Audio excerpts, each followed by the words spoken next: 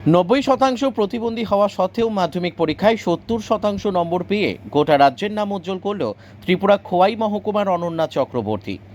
ত্রিপুরা খোয়াই জেলার অত্যন্ত দরিদ্র পরিবারের মেয়ে অনন্যা চক্রবর্তী জন্মের পর থেকেই 90% প্রতিবন্ধী।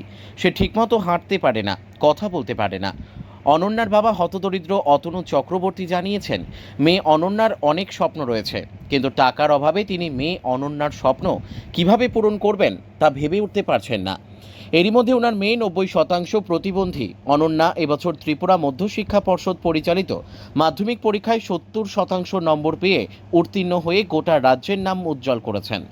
অনন্যাকে পরীক্ষা দিতে সাহায্য করেছেন তার সহযোগী আরেক ছাত্রী।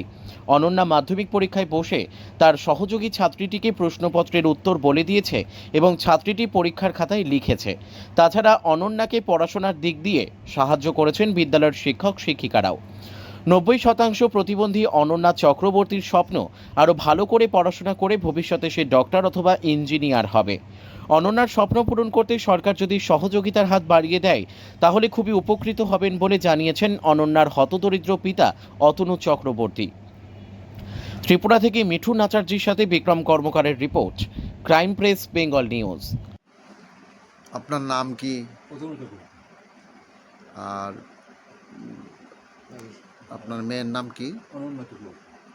অনন্যা এবার কি পরীক্ষা দিছিল? কেমন করছে রেজাল্ট?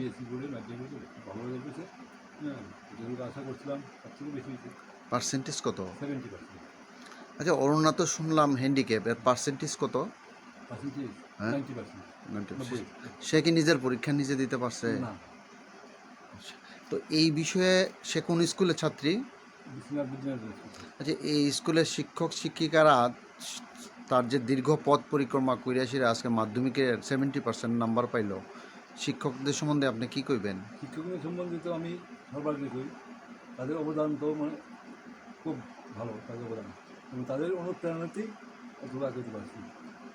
বিশেষ করে কোন কোন স্কুলের কোন কোন স্যার বা দিদিমণিরার ভূমিকা ছিল ভালো? প্রথম তো প্রাথমিক উৎসবটা করছি।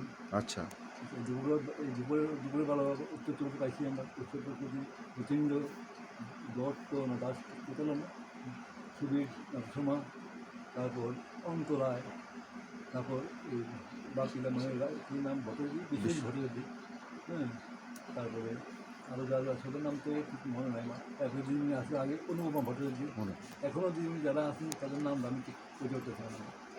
সবার সবার সবার ইয়েতে উৎসাহে উদ্দীপনা এবং তাদের যে সহযোগিতা আমরা পাইছি পড়াশোনার ক্ষেত্রে, আমরা যথেষ্ট। আচ্ছা, অনন্যার এই সফলতায় আপনি মানে আপনার মনে কী হচ্ছে, এই বিষয়ে আপনি কী বলবেন?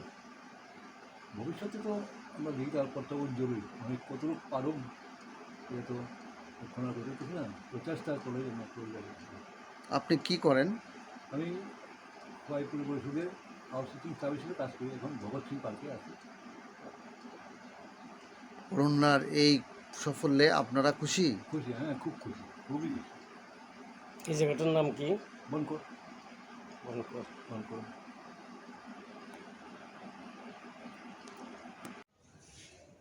তোমার নাম কি? সঙ্গীতা দেব। তুমি কি এই স্কুলে পড়াশোনা করো? কোন স্কুলে পড়াশোনা করো? শ্রীনাথ বিদ্যানিকেতন। আচ্ছা, শুনলাম তোমাদের স্কুলের একজন ছাত্রী অরণ্যা চক্রবর্তী, সে 70% নাম্বার পেয়ে এবার মাধ্যমিকে উত্তীর্ণ হয়েছে। সে একজন প্রতিবন্ধী, হ্যাঁ, 90%। তার পরীক্ষাটা তুমি দিয়েছো, এই বিষয়ে কি বলবে তুমি? আমারও ভালো লাগছে দিদি পরীক্ষা দিয়ে পাস করেছে। আর প্রতিদিনই আমি মানে ট্রেনিংয়ের মতো দিদির বাড়িতে গিয়েছিলাম, গিয়ে প্রতিদিনই দিদির কথা বুঝতে চেষ্টা করেছিলাম। আচ্ছা, স্কুলে আজকে ছাত্রদের সঙ্গে কথা বলে জানলাম যে সময় অনন্যার মাধ্যমিক পরীক্ষা চলছে তখন তোমারও পরীক্ষা ছিল, তো কিভাবে তুমি এটা সবটা মিলিয়ে? মানে যেদিন আমার পরীক্ষা ছিল ওই দিন দিদির পরীক্ষা ছিল না, তো আমার পরীক্ষা দিয়েছি, দিদির পরীক্ষা দিয়েছি, দুদিন মিলিয়ে দিয়েছি।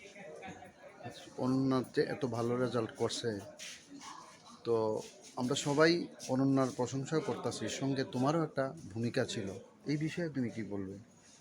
আমার তো বেশি ভূমিকা নেই, কিন্তু দিদি যতটুকু পারেছে সেটুকু শিখেছে, তো দিদির জন্য তো পাস না, করেছে। দিদি তো মুখে বলেছে, হ্যাঁ আর তুমি তো লিখেছো নাকি? হ্যাঁ। তাহলে তোমারও তো ভূমিকা আছে। না, আমার আছে, ভূমিকা আছে, কিন্তু এতটুকু না। দিদি যতটুকু পেরেছে ততটুকু বলেছে, আর আমি যতটুকু পেরেছি ততটুকু লিখেছি। তোমার সহযোগিতা নিয়ে অনন্যা যে ভালো রেজাল্ট করেছে, এই এই স্কুল কর্তৃপক্ষ বা যে টিচার আছে তাদের সম্পর্কে কী বলবো? স্কুলের টিচাররা খুব ভালো, মানে সব থেকে ভালো মানে আমাদের সাথে এগিয়ে গেছে সবসময়, মানে সবসময় হেল্প করেছে।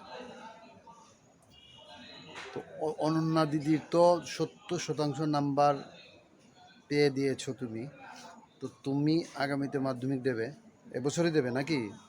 তোমার শতাংশের হার কীরকম হবে আশা করছো? 80 মতো।